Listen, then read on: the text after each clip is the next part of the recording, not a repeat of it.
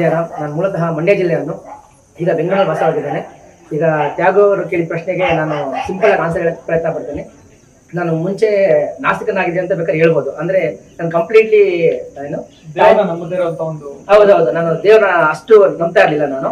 So general ಆಗಿ ಏನಾಗ್ತಿತ್ತು ಅಂದ್ರೆ ನಮ್ಮ ಮನೆಯಲ್ಲಿ ವರ್ಷಕ್ಕೆ ಒಂದೇ ಒಂದ್ಸಲಿ ಮಾತ್ರ ನಾನು ದೇವ್ರ ಮನೆ ಹೋಗ್ತಾ ಇದ್ದೆ. ಎಸ್ಪೆಷಲಿ ಅದು ಮಾಲೆ ಅಮಾವಾಸ್ಯೆ ಅಂತ ಕರೀತಾರಲ್ಲ, ಆ ಟೈಮಲ್ಲಿ ಮನೆ ಪೂಜೆಗೋಸ್ಕರ ನಾವು ಮನೇಲಿ ಪೂಜೆ ಮಾಡ್ತಿದ್ದೆ.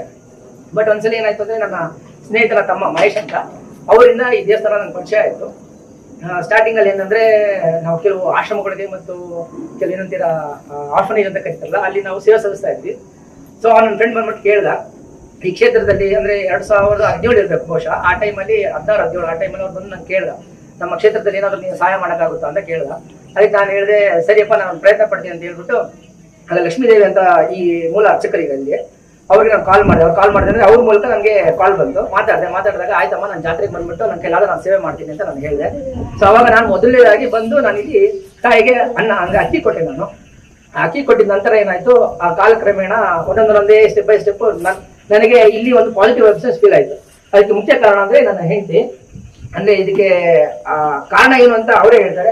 ಅಂದ್ರೆ ಈಗ ಸರ್ ಹೇಳ್ತಾರಲ್ಲ, ನೀವು ಕಾರಣ ಹೇಳ್ತಾರೆ. ಸೊ ಬೇಸಿಕ್ಲಿ ನೀವು ದೇವ್ರನ್ನ ನಂಬ್ತೀರಾ? ನಮ್ ಮನೆ ಕಡೆ ನಾವೆಲ್ಲ ನಂಬ್ತಾ ಇದ್ವಿ, ಬಟ್ ಇವ್ರು ಅಷ್ಟಾಗಿ ಏನು ನಂಬ್ತಾ ಇರ್ಲಿಲ್ಲ. ನಂಬಿಕೆ ಬರುವಂತ ಕೆಲಸ ಏನ್ ಮಾಡಿದ್ರಿ? ನಾನೇನಿಲ್ಲ, ಎಲ್ಲ ಅವ್ರ ಪವಾಡ ಹೆಸರೇ ಇದೆಯಲ್ಲ, ಪವಾಡಗಳ ಪುಣ್ಯಕ್ಷೇತ್ರ. ಅದ್ ನಾವು ಪರ್ಸನಲ್ ಆಗಿ ನಾವು ಅನುಭವ ಆದಾಗ್ಲೇ ಅದು ಹೇಳಕ್ಕಾಗುದು. ಈಗ ಆ ವಿಷಯದಲ್ಲಿ ಅಂದ್ರೆ ನನ್ಗೆ ಆರೋಗ್ಯ ಸಮಸ್ಯೆ ಇತ್ತು ಅವಾಗ ತುಂಬಾ. ಸೊ ಅದೆಲ್ಲ ಅವ್ರು ತಾಯಿ ಮೂಲಕ ನನ್ಗೆ ಎಲ್ಲ ರಿಸಾಲ್ವ್ ಆಯ್ತು. ಒಂದೊಂದೇ ಹೆಜ್ಜೆ ಇಡ್ತಾ ಇವ್ರಿಗೂ ಇಲ್ಲಿ ನಂಬಿಕೆ ಬರಕ್ ಸ್ಟಾರ್ಟ್ ಆಯ್ತು. ಮನೇಲಿ ಒಂದು ಪರಿಸ್ಥಿತಿಗಳು ಮತ್ತೆ ನಿಮ್ಮ ಆರೋಗ್ಯ ಒಂದು ಪರಿಸ್ಥಿತಿ ಬದಲಾದಾಗ ಅವ್ರು ನಂಬೋದಕ್ಕೆ ಶುರು ಆಯ್ತು. ಹೌದು.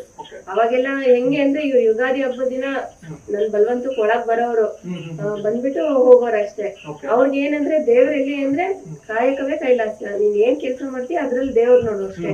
ಅಲ್ಲಿ ದೇವಸ್ಥಾನಕ್ಕೆ ಹೋಗು, ಆ ಸೇವೆ ಮಾಡು, ಈ ಸೇವೆ ಮಾಡು, ಹಂಗೆಲ್ಲ ಅವ್ರು ಇದ್ದವ್ರೆ ಅಲ್ಲ.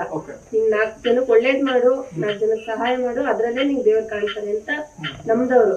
ಅಂದ್ರೆ ಇವಾಗ್ಲೂ ಅದೇ ಮಾಡ್ತಾ ಇದಾರೆ. ಇಲ್ಲಿ ನಾವ್ ಕೆಲಸ ಮಾಡೋದಿರ್ಬೋದು, ನಾವೆಲ್ಲ ಇಲ್ಲಿ ಭಕ್ತರು ಏನೇನಿದಾರೆ ನಾವೆಲ್ಲ ಒಂದ್ ಕುಟುಂಬದವ್ರ ತರಾನೇ ಇರೋದು.